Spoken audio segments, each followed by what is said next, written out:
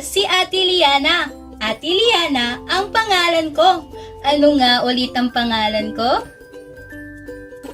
Magaling! Ngayong araw may ibabahagi ako sa inyong kwento.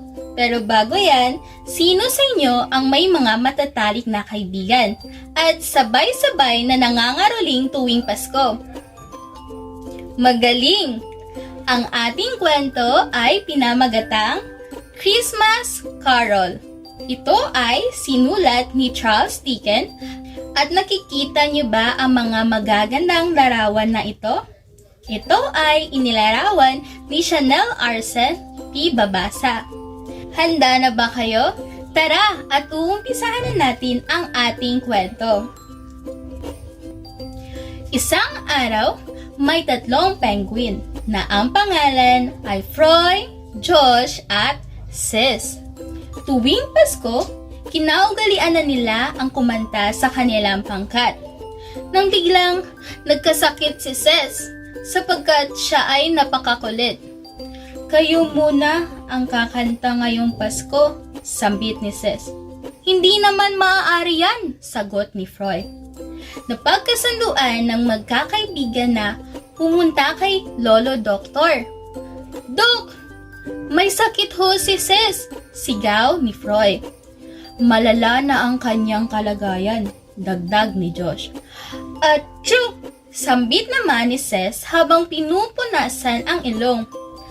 Ay nako, ang lunas lamang sa sakit na yan ay ang mahiwagang gintong halamang dagat na matatagpuan lamang sa dagat ng India, sambit ni Lolo Doktor. Ha? Napasigaw si Froy. Napakalayo naman nun, sambit ni Josh. Oh, mga kaibigan, bakit kayo narito? Sambit ng kadarating lang na si Pincho, isang sea lion.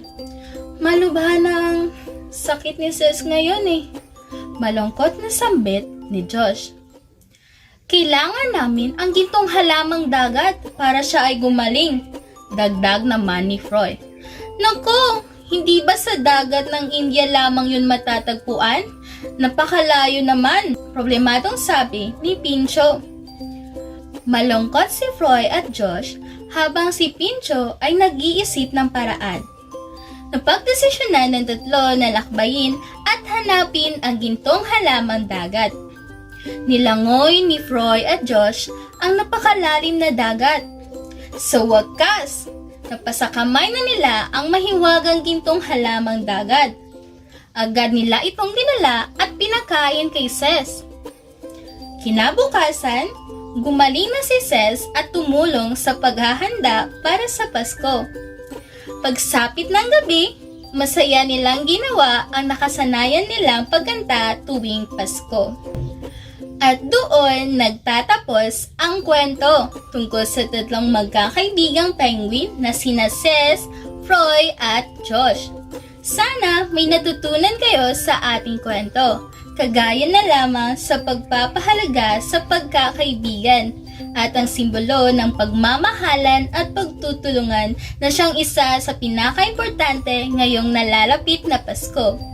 Naway may napulot kayong aral na siyang magagamit nyo sa pang-araw-araw, gaya ng pagpapahalaga sa inyo, mga mahal sa buhay at sa inyong mga kaibigan.